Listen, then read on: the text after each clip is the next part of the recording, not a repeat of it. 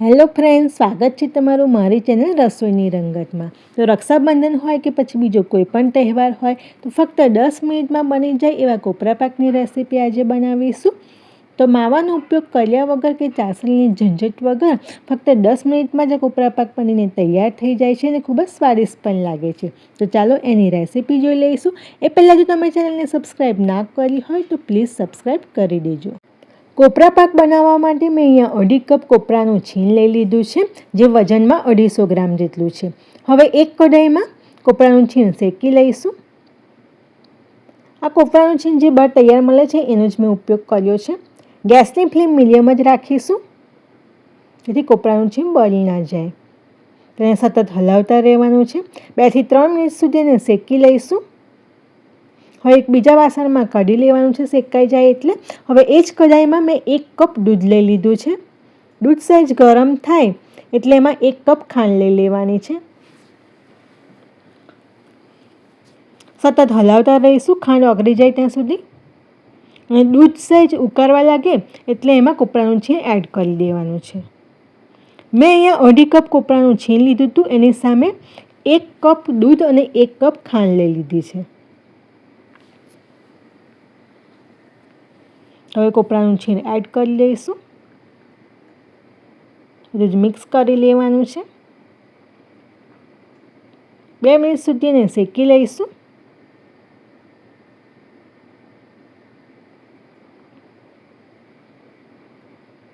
તો બસ સરસ બધું મિક્સ થઈ ગયું છે। તો હવે એમાં મેં 2 ચમચી મિલ્ક પાવડર એડ કર્યો છે। આ કોપરા પાકમાં માવાનો ઉપયોગ મેં નથી કર્યો એટલે 2 ચમચી મિલ્ક પાવડર એડ કર્યો છે। મિલ્ક પાવડર ના હોય તો પણ તમે એના વગર પણ કરી શકો છો।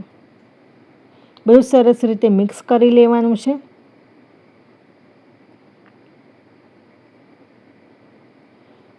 હવે આમાં મેં થોડો yellow colour food colour add કર્યો છે। આ પણ ટોટલી ઓપ્શનલ છે, તમે કલર વગર પણ સફેદ કલરનો કોપરા પાક પણ કરી શકો છો। બધું સરસ રીતે મિક્સ કરી લેવાનું છે। હવે સરસ ફ્લેવર આવે એ માટે મેં અડધી ચમચી ઇલાયચી પાવડર એડ કર્યો છે।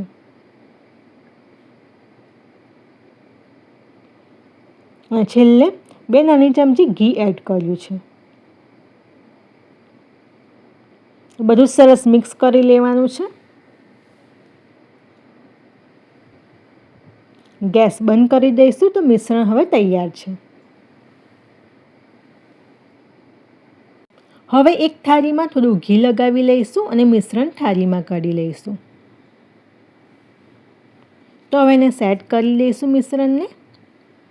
આ રીતે વાડકીની મદદથી સરસ સેટ કરી લેવાનું છે।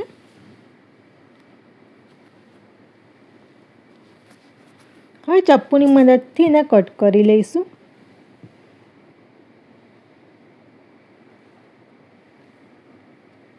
તો બસ આ રીતે એના પીસીસ કરી લેવાના છે। આ કોપરા પાક ખૂબ જ ઓછા સમયમાં 10 થી 15 મિનિટમાં બનીને તૈયાર થઈ જાય છે અને ખૂબ જ સ્વાદિષ્ટ લાગે છે। તમે જોઈ શકો છો કે એના સરસ પીસ પણ થઈ ગયા છે અને કોપરા પાક સરસ સોફ્ટ પણ બને છે। કોપરા પાકને એક સર્વિંગ પ્લેટમાં સર્વ કરીએ તો એકદમ સ્વાદિષ્ટ અને સોફ્ટ એવો કોપરા પાક બનીને તૈયાર છે।